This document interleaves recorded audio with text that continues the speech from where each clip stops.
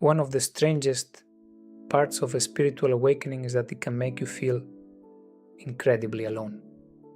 And at first, this does not make sense, because awakening is supposed to be about unity, love, connection, the truth that life is not separate from itself. So why does the experience sometimes feel so isolating?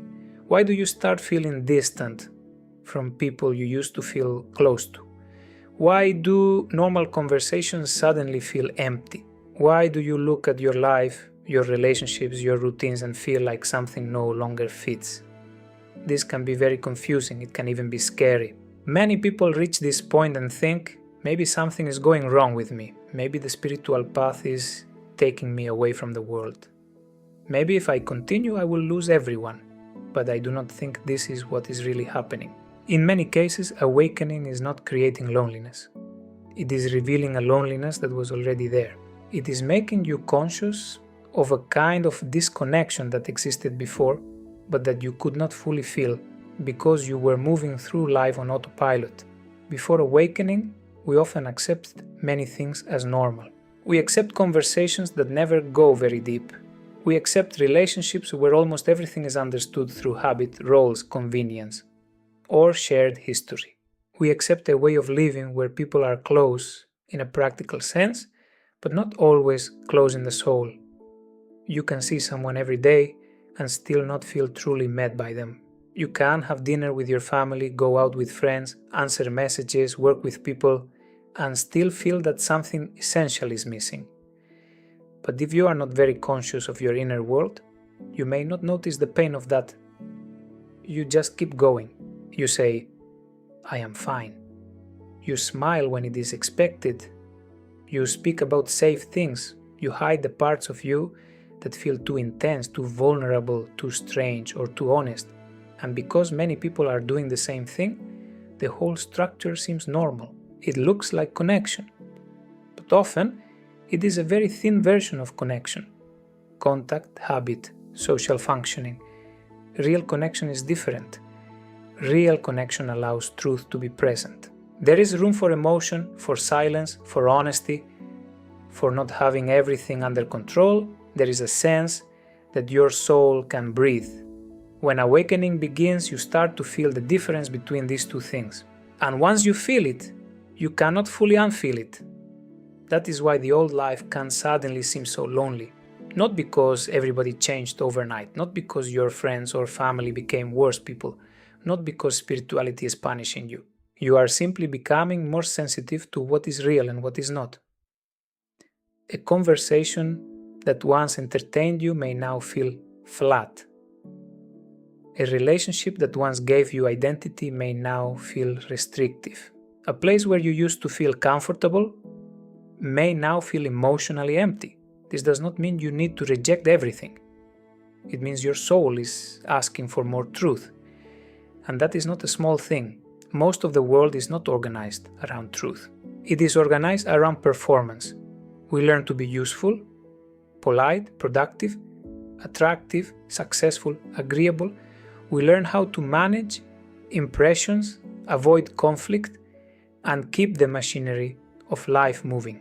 But very few people are taught how to be deeply present with another human being. Very few people are taught how to listen without fixing, how to feel without escaping, how to speak from the heart without turning everything into a debate. So when your awakening opens your sensitivity, you may begin to feel the poverty of the emotional world around you. This is not about judging people. It is not about thinking, I am spiritual and they are unconscious. That would only create another form of separation. The point is much simpler and much more honest. You are becoming aware of what your soul needs. Some people in your life may still love you. They may be kind, sincere, and important for you. At the same time, they might not be able to meet every part of your awakening. The questions you are carrying may feel strange to them. Your honesty may make them uncomfortable. And sometimes, without meaning to, they may need the old version of you because that version made the relationship easier for them. And this is where loneliness can appear very strongly, because you are no longer fully available for the old way of belonging, but the new way of belonging has not arrived yet. You are between worlds. That space can feel empty, but it is also very sacred. It is the place where you begin to choose. You begin to notice what kind of conversations nourish you and what kind of conversations drain you. You begin to feel where you are still wearing a mask. You start seeing which relationships allow your truth to exist and which ones require you to shrink. This is not always comfortable because real change eventually asks for real decisions, not just thoughts, not just spiritual ideas, actual movement. You may need to communicate differently, or stop pretending with someone, or look for a community where spiritual questions are normal, where sensitivity is not treated like a problem. In some cases, the change is even more practical. Your daily rhythm, your work, your habits, or the environments where you keep abandoning yourself. Sometimes the loneliness is painful because it is pointing directly at the places where your life is no longer aligned, and that is why I would not treat this loneliness as a mistake. I would treat it as a messenger. Instead of only asking, why am I so alone, try asking, what kind of connection am I truly longing for? In what part of my life do I feel most false? With whom do I feel I can be honest? When do I keep choosing comfort over truth? What would need to change for my soul to feel less alone? These questions can begin to move you, because the loneliness of awakening is not there to destroy your life. It is there to reveal where life is asking to become more authentic. It gives you the emotional force to stop accepting relationships, routines, and spaces that look normal from the outside, but quietly make your soul suffer. And yes, for a while, you may feel like you do not fully belong anywhere.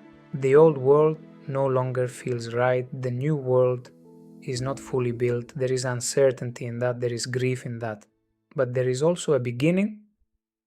You are learning to stop confusing fitting in with belonging. Fitting in often asks you to edit yourself. Belonging allows you to become more real. Fitting in says, be who we expect you to be. Belonging says, I can meet you as you are becoming.